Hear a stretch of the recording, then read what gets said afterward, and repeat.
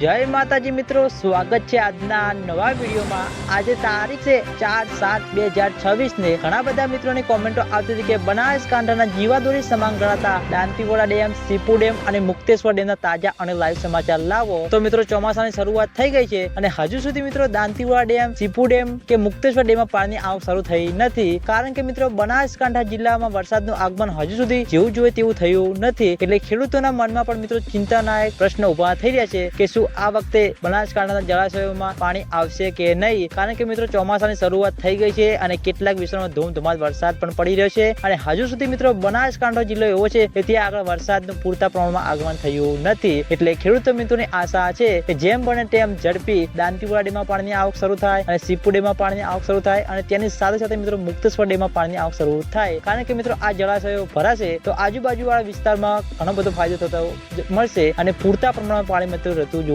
મળશે। અને આજના વિડીયોમાં આટલું હતું। તમે બધા અમારી ચેનલ ઉપર નવા હોય તો વિડીયોને લાઈક કરી દેજો, કોમેન્ટ કરી દેજો અને ચેનલને સબસ્ક્રાઇબ પણ કરી દેજો। તો મિત્રો જય માતાજી।